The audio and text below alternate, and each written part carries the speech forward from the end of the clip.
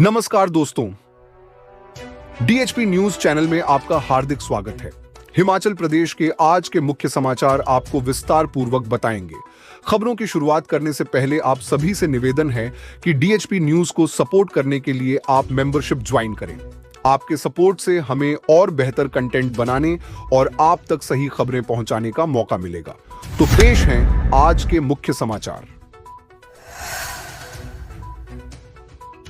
लोहड़ी के दिन बुझ गया घर का चिराग, पिकअप के खाई में गिरने से युवक की गई जान। हिमाचल प्रदेश में लोहड़ी के दिन एक भीषण सड़क हादसे में घर का चिराग सदा के लिए बुझ गया। यह बेहद दर्दनाक हादसा जिला किन्नौर में राष्ट्रीय राजमार्ग 5 पर पेश आया। हादसा जामिल क्षेत्र में नेसंग झूला के पास उस समय हुआ जब एक पिकअप वाहन अनियंत्रित होकर गहरी खाई में जा गिरा। मृतक की पहचान प्रवीण सिंह के रूप में हुई, जो गांव सुन्नम, तहसील पू, जिला किन्नौर का निवासी था।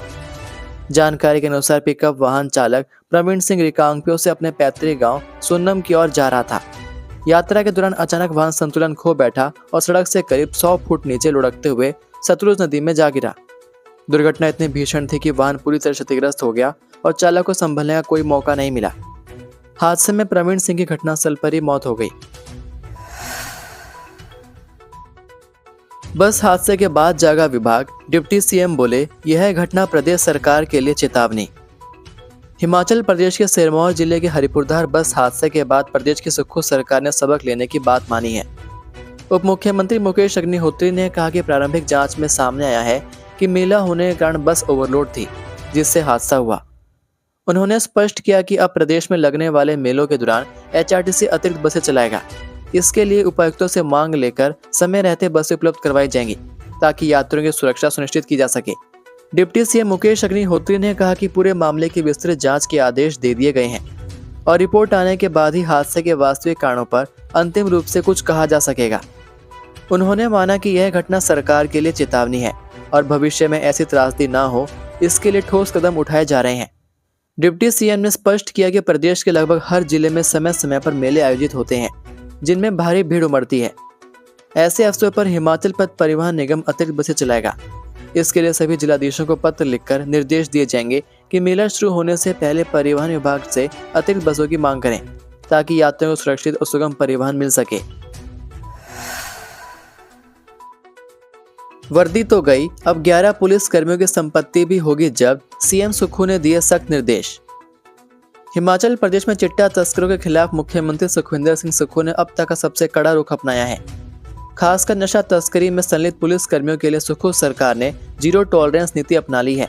नशा तस्करी में पकड़े गए जिन 11 पुलिस कर्मियों को अभी पिछले कल तक अपनी वर्दी का गुमान था, सुक्खू सरकार ने न सिर्फ उनकी वर्दी छीन ली है बल्कि अब उनकी अवैध संपत्तियों को सीज करने के निर्देश दे दिए हैं। सीएम के इन आदेश ने यह साफ कर दिया है कि देवभूमि नशे के सौदागरों के लिए कोई माफी नहीं है। सीएम सुक्खू ने 11 पुलिस कर्मियों की संपत्ति की जांच के आदेश दे दिए हैं, जिसमें उनकी अवैध तरीके से अर्जित की गई संपत्ति को भी सीज किया जाएगा। मुख्यमंत्री के स्पष्ट निर्देशों के बाद यह तय किया गया कि चिट्टा तस्करी में संलिप्त पाए जाने वाले सभी पुलिस कर्मियों की संपत्ति, बैंक खाते, निवेश और वित्तीय लेन देन की गहन जाँच की जाएगी। जांच एजेंसियां यह पता लगाएंगी कि इन कर्मियों ने नशे के अवैध कारोबार से कितना धन अर्जित किया और धन किन किन माध्यमों से छुपाया गया। इतना ही नहीं, जांच का दायरा अब और व्यापक किया जा रहा है। मुख्यमंत्री के निर्देशों के अनुसार संबंधित पुलिस कर्मियों की कॉल डिटेल रिकॉर्ड भी खंगाली जाएगी ताकि यह स्पष्ट हो सके कि वे किन लोगों के संपर्क में थे और नशा तस्करी के नेटवर्क में उनकी भूमिका कितनी गहरी थी। सरकार का मानना है कि बिना नेटवर्क के इतना बड़ा अवैध कारोबार अब न उम्र न पक्के मकान की बाधा, बीपीएल में शामिल होने का दूसरा मौका, 25 तक करें आवेदन। हिमाचल प्रदेश ने बीपीएल यानी बिलो पॉवर्टी लाइन सूची में शामिल होने को लेकर सरकार ने बड़ी राहत दी है। अब ना तो पक्का मकान होना और न ही आयु सीमा बीपीएल चयन में बाधा बनेगी। ग्रामीण विकास विभाग ने पात्रता नियमों में अहम बदलाव करते हुए ऐसे परिवारों को भी बीपीएल में शामिल करने का फैसला लिया है जो पहले इन शर्तों के कारण बाहर रह गए थे। प्राप्त जानकारी के अनुसार नए प्रावधानों के तहत जिन परिवारों को केवल पक्का मकान होने के कारण बीपीएल सूची से वंचित किया गया था, उन्हें अब पात्र माना जाएगा। विभागीय अधिकारियों के अनुसार एसडीएम की अध्यक्षता वाली समिति 15 जनवरी तक ऐसे परिवारों को सूची में शामिल कर अधिसूचित करेगी। इसके अलावा समावेशन मानदंड में आयु सीमा को लेकर भी संशोधन किया गया है। पहले जहां 18 वर्ष से कम आयु के बच्चों को अलग श्रेणी में गिना जाता था, अब यह सीमा बढ़ाकर 27 वर्ष कर दी गई है। वहीं वयस्क सदस्यों की आयु सीमा को भी 18 से 59 वर्ष से बदलकर 27 से 59 वर्ष कर दिया गया है। पुराने और नए आवेदन 25 जनवरी तक बीडीओ कार्यालय में जमा होंगे, जबकि बीपीएल की अंतिम सूची 31 जनवरी तक अधिसूचित की जाएगी। सरकार का उद्देश्य है कि कोई भी वास्तविक जरूरतमंद परिवार योजनाओं से वंचित न रहे। हिमाचल में करवट बदलेगा मौसम, 4 दिन तक बारिश बर्फबारी के आसार। हिमाचल में करीब 3 महीने से चले आ रहे सूखे दौर के बीच मौसम विभाग के ताजा पूर्वानुमान ने राहत की उम्मीद जगा दी है। विभाग के अनुसार 16 से 19 जनवरी के दौरान पश्चिमी विक्षोभ सक्रिय होने जा रहा है, जिससे प्रदेश के कई हिस्सों में बारिश और बर्फबारी हो सकती है।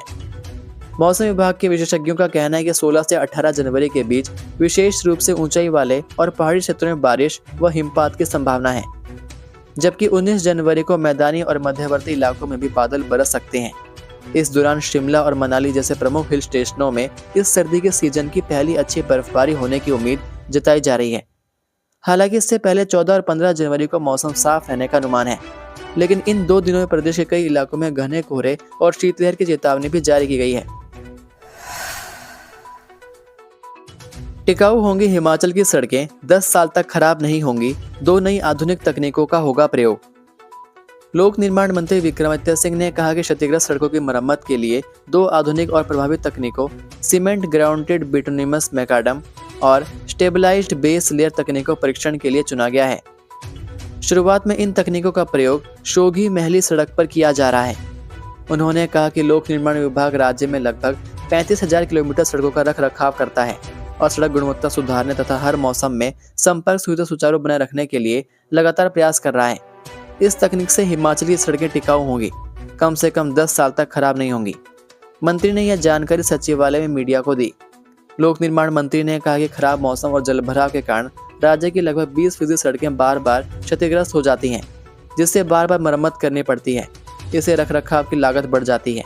इस समस्या के स्थायी समाधान के लिए नई और टिकाऊ सड़क निर्माण तकनीकों को दीर्घकालीन उपाय के रूप में अपनाया जाएगा। सर्च ऑपरेशन में मलबे से मिले 8 घरेलू और व्यावसायिक सिलेंडर, भवन मालिक के खिलाफ मामला दर्ज। अर्की बाजार में हुए भीषण अग्निकांड में पुलिस ने भवन मालिक के खिलाफ मामला दर्ज कर लिया है। प्रारंभिक जांच में मलबे के नीचे से 8 एलपीजी घरेलू और व्यावसायिक सिलेंडर बरामद हुए। इसमें पाया गया कि भवन मालिक अपनी दुकान में अवैध सिलेंडर भी रखता था और इन्हें जरूरतमंदों को बेचता था। पुलिस ने बरामद सभी सिलेंडरों को कब्जे में ले लिया है। एसपी सोलन गौरव सिंह ने बताया कि भीषण अग्निकांड में भवन मालिक के खिलाफ मामला दर्ज कर लिया है। दूसरे दिन भी विभिन्न टीमों ने सर्च ऑपरेशन जारी रखा। इस दौरान मलबे की खुदाई से 8 सिलेंडर बरामद हुए। इनमें कुछ सिलेंडर फट गए थे, जिनके कुछ हिस्से मिले हैं।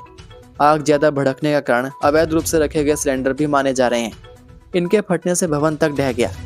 पुलिस मामले की जांच कर रही है। मौके से फोरेंसिक टीम ने भी कई अहम सबूत मौके से जुटाए। ये थे आज के मुख्य समाचार। हिमाचल प्रदेश की बड़ी खबरें रोजाना जानने के लिए सब्सक्राइब कीजिए DHP न्यूज़ चैनल को और बेल आइकन पर क्लिक करें, जिससे आपको प्रदेश की बड़ी खबरें हमारे द्वारा मिलती रहें। वीडियो को लाइक और शेयर ज़रूर कीजिए और आप हमारी वीडियो कौन से शहर से देख रहे हैं नीचे कमेंट करके ज़रूर बताइए। वीडियो में अंत तक बने रहने के लिए आपका बहुत बहुत धन्यवाद। जय हिंद, जय भारत, जय हिमाचल।